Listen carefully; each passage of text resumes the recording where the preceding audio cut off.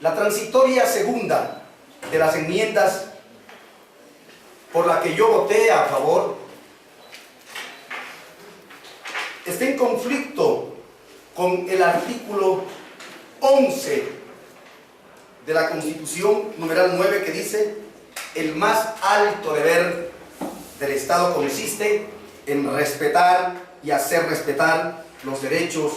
garantizados en la Constitución. Igualmente entra en conflicto con el mismo artículo en su numeral 2, que determina: todas las personas son iguales y gozarán de los mismos derechos, deberes y oportunidades. Igualmente se articula el conflicto entre la transitoria también con el artículo 62,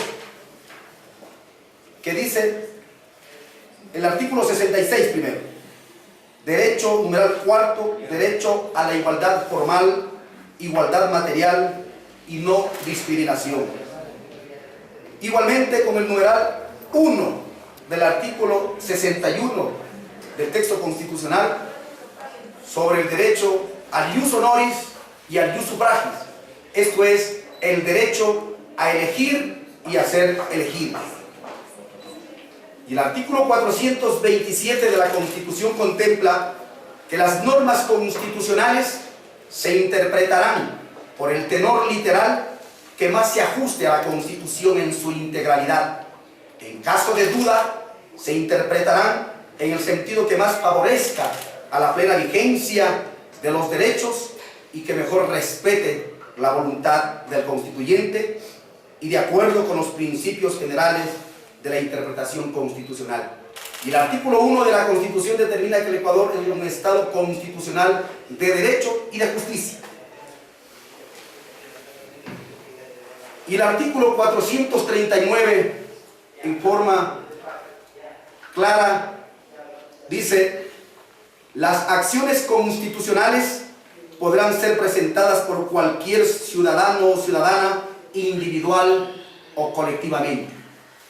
Este antecedente de carácter constitucional, sobre todo establecidos en la parte dogmática de la norma suprema, es la base para que la Corte Constitucional, mediante la interposición de una acción